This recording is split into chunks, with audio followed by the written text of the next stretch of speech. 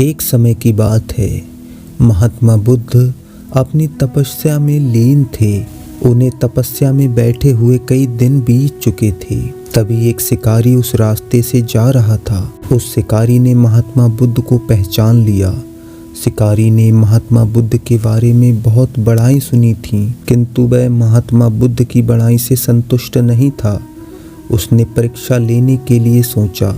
शिकारी पहले तो महात्मा बुद्ध को एक छोटा सा पत्थर फेंक कर मारता है, किंतु महात्मा बुद्ध कोई प्रतिक्रिया नहीं करते हैं, क्योंकि उनका मानना था शरीर को तकलीफ होती है, आत्मा को नहीं। अतः शिकारी द्वारा फेंके एक पत्थर के कारण शरीर को कष्ट हुआ, किंतु आत्मा को नहीं। शिकारी कुछ समय सोचता रहा, महात्मा बुद्ध कुछ प्रतिक्रिया करेंगे, किंतु महात्मा बुद्ध अपनी तपस्या में लीन थे। उन्होंने कोई प्रक्रिया नहीं की।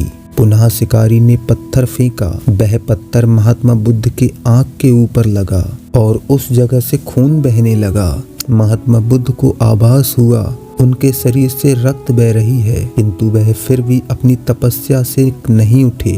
शिकारी को गुस्सा आया और उसने पुनः एक पत्थर और महात्मा बुद्ध की ओर फेंका। महात्मा बुद्ध के शरीर से अब खून अधिक बहने लगी। इतनी पीड़ा महसूस कर महात्मा बुद्ध की आंखों से आंसू निकलने लगा। शिकारी ने महात्मा बुद्ध के पास जाकर पूछा, आपको जब मैंने पत्थर मारा तो आपने कोई प्रतिक्रिया नहीं दी? महात्मा बुद्ध ने बड़े ही सरलता के साथ कहा, क्योंकि इससे मेरे शरीर को कष्ट हुआ है, मेरे मन मस्तिष्क को नहीं। शिकारी अचंभित रह गया।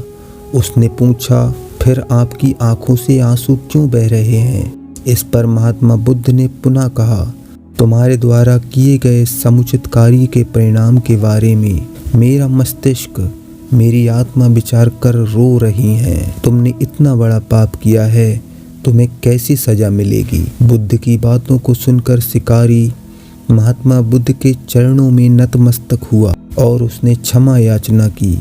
महात्मा बुद्ध क्षमाशील व्यक्ति थे।